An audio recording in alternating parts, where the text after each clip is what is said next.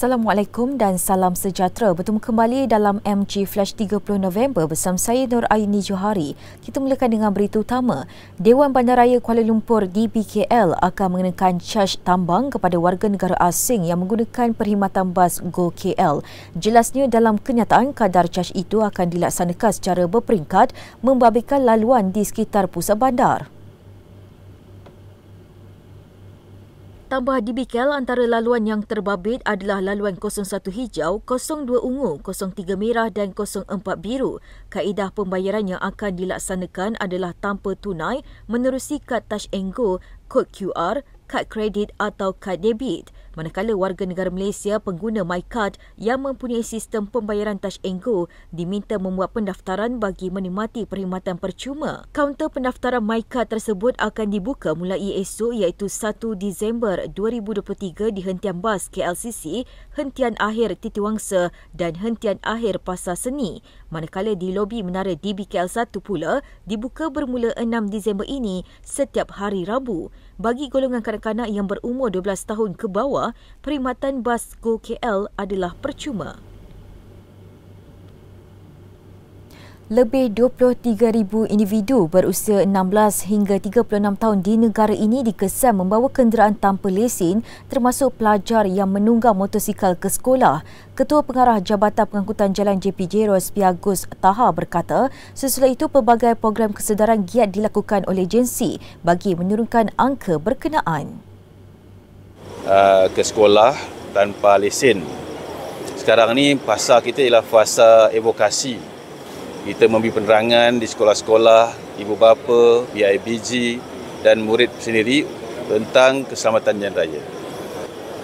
Saya percaya dengan evokasi yang tersusun rapi, sistematik dan bersasar, kita percaya peratusan itu akan jadi menurun dan mereka sedar tentang kesalahan dan peraturan-peraturan yang mereka patut patuhi.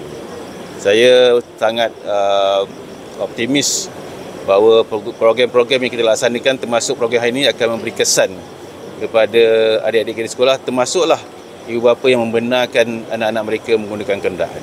Beliau berkata demikian selepas merasmikan Majlis Penutup Perkhemahan Kadet JPJ peringkat Zon Selatan 2024 di Pusat Kokurikulum Melaka, Kampung Lancang Melimau malam tadi. Tambah Rospiago, pihaknya optimis pengurangan itu dapat dilakukan dalam tempoh 6 bulan menerusi kempen kesedaran keselamatan jalan raya yang sistematik dan bersasar. Antara kempen kesedaran yang akan dilakukan termasuklah melalui perkhemahan kadet JPJ selama 4 hari yang disertai hampir 300 orang pelajar dan guru dari setiap sekolah. Ia meliputi Negeri Melaka, Johor, Negeri Sembilan, Selangor dan wilayah Persekutuan Kuala Lumpur. Kementerian Pembangunan Kerajaan Tempatan KPKT menegaskan undang-undang sedia ada adalah mencukupi bagi menangani pembinaan bangunan tambahan tanpa izin. Menterinya Ngah Koming berkata antara akta yang boleh digunakan ialah Akta Jalan Parit dan Bangunan 1974 serta Akta Perkhidmatan Bomba 1988. Yang pokoknya soal adalah tentang soal penguatkuasaan undang-undang. Setiap pembinaan untuk makluman Dewan ini perlu mendapat kelulusan daripada pihak PBT. Mana-mana pembinaan tambahan struktur yang boleh mengundang ke risiko bahaya kebakaran boleh diambil tindakan di bawah Akta Bomba, di mana setiap kesalahan boleh sampai denda RM50,000, penjara 3 tahun dan juga sekiranya kesalahan itu berterusan setiap hari, dendanya boleh digandakan RM100 setiap hari. Beliau berkata demikian bagi menjawab soalan tambahan Ahli Parlimen Alor Afnan Hamimi Taib Azmudin mengenai mekanisme pemantauan digunakan oleh pihak kementerian. Ia berkaitan pembinaan bangunan tambahan bagi mengelakkan risiko kebakaran dan ancaman keselamatan terhadap penduduk sekitar. Afnan Hamimi turut bertanya adakah pihak kementerian bercadang mewajibkan penghuni atau pemilik bangunan untuk mengikuti kursus berkaitan undang-undang. Jelas Koming pihaknya juga sentiasa komited bagi memastikan bangunan dan rumah yang didiami oleh penduduk berada dalam keadaan selamat. Beliau juga memaklumkan satu kenyataan media akan dibuat minggu hadapan mengenai pemilik premis yang mengubah suai rumah premis untuk disewakan seperti bilik liang lahat atau bilik sangkar burung.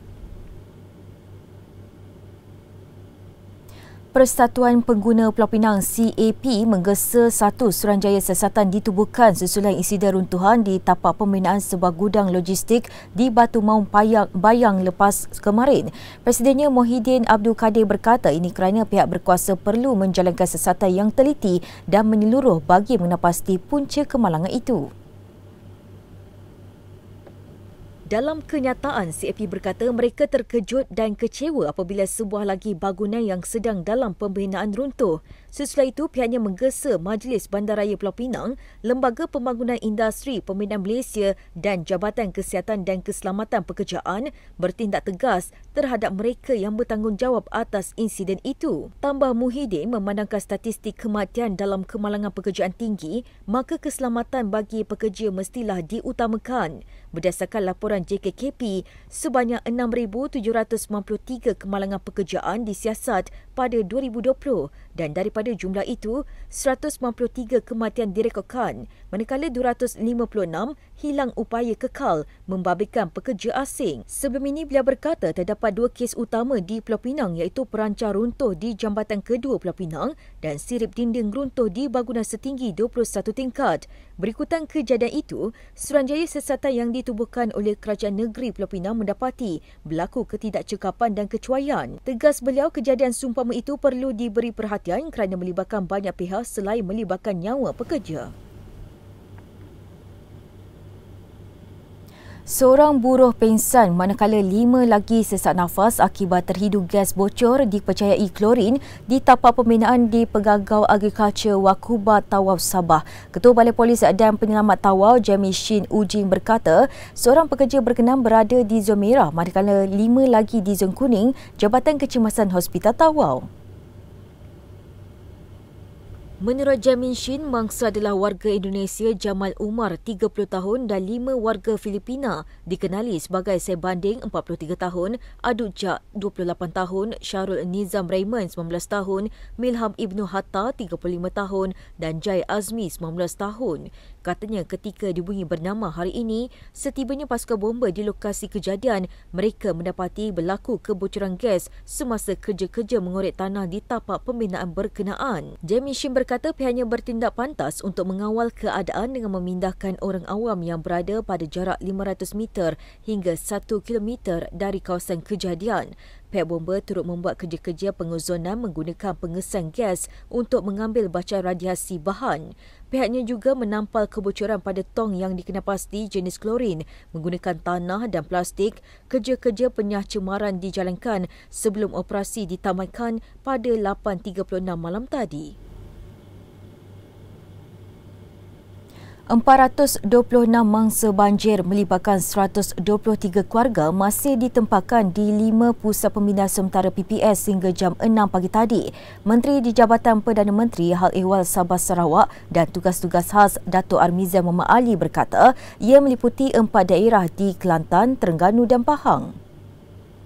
Secara kumulatif sejak MTL Monsun Timur Laut 2023-2024 bermula pada 11 November lalu, mangsa banjir yang terlibat seramai 7,684 mangsa daripada 1,976 keluarga yang telah ditempatkan di 49 PPS meliputi 12 daerah di negeri Kedah, Kelantan, Perlis, Selangor dan Terengganu. Beliau berkata demikian ketika menjawab pertanyaan Ahli Parlimen Rantau Panjang Dato' Siti Zailah Muhammad Yusof mengenai situasi terkini bencana banjir yang sedang melanda negara.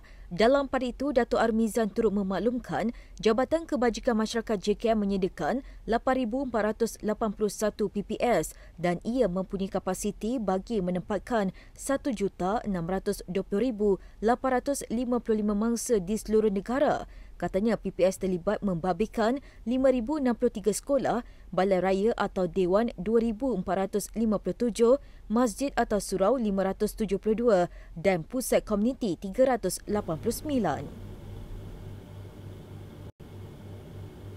Sekian dahulu MJ Flash buat masa ini. Terus bersama kami untuk perkembangan terkini dari semasa ke semasa. Hanya di platform media sosial Malaysia Gazette di Facebook, TikTok, Twitter, Instagram dan YouTube atau melalui portal di www.malaysiagazette.com. Assalamualaikum dan salam hormat.